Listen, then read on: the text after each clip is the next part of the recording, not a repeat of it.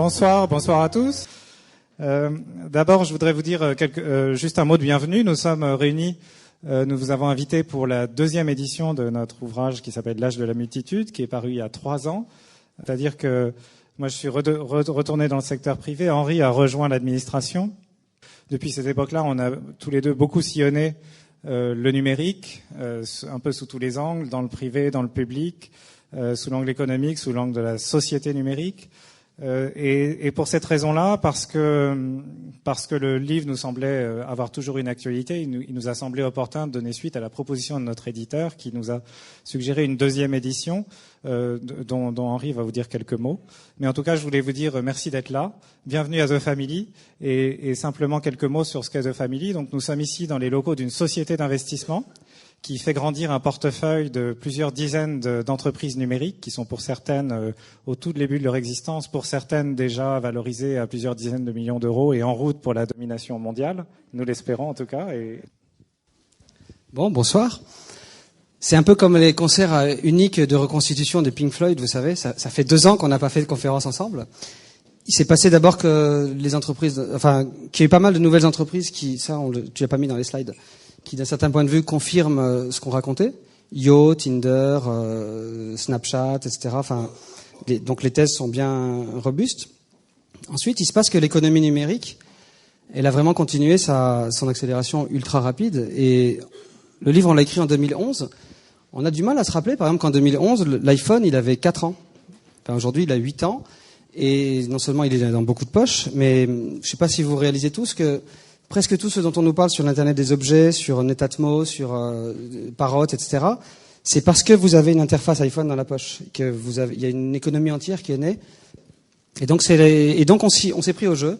Et plus on réécrivait, plus on se rendait compte que ça méritait une petite actualisation, non pas forcément sur les thèses de l'âge de la multitude, mais parce que la société autour et l'économie autour, ils ont continué à changer et ils s'arrêtent pas.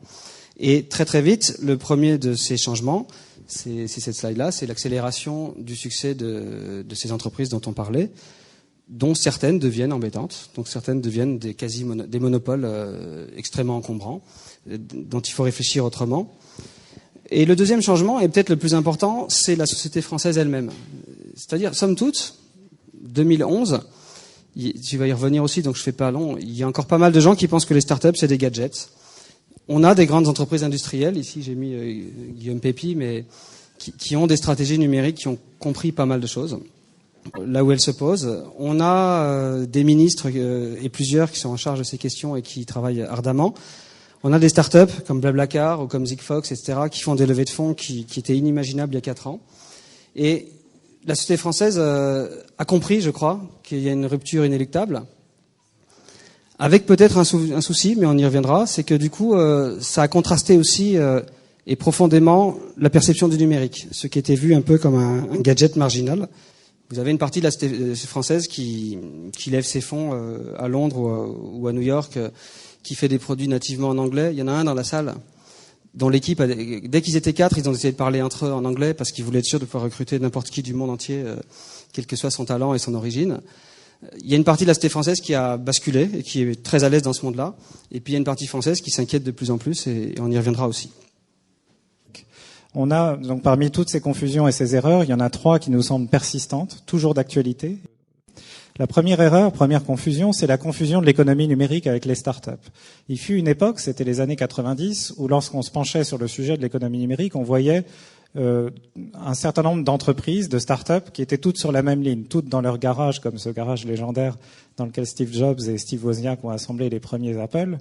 Et donc il y avait cette vision un peu uniforme. C'est le numérique, c'est des petites entreprises dans des garages, des petits jeunes qui s'amusent à faire des choses un peu nouvelles, un peu décalées, plutôt innovantes.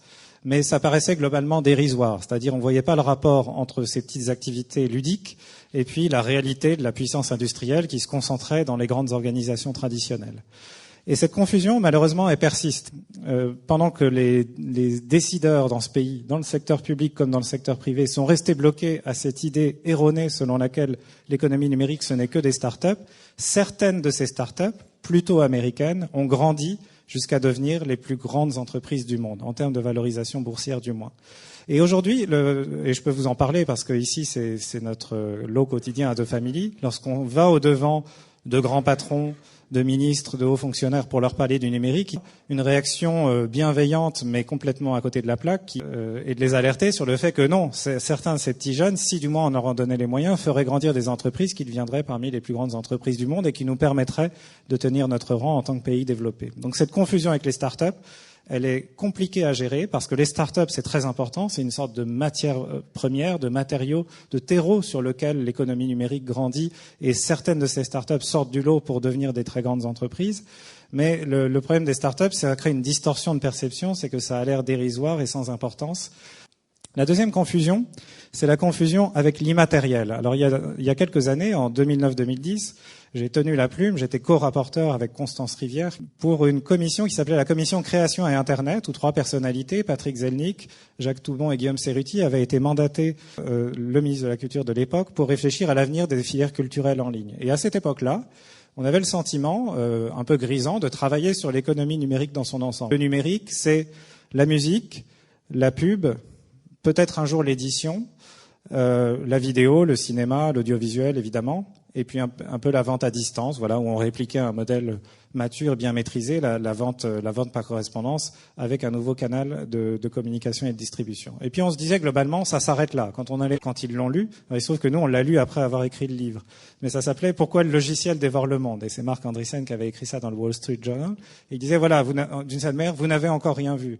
Le numérique s'est attaqué aux filières qui étaient les plus faciles à prendre parce qu'elles reposaient sur des actifs immatériels.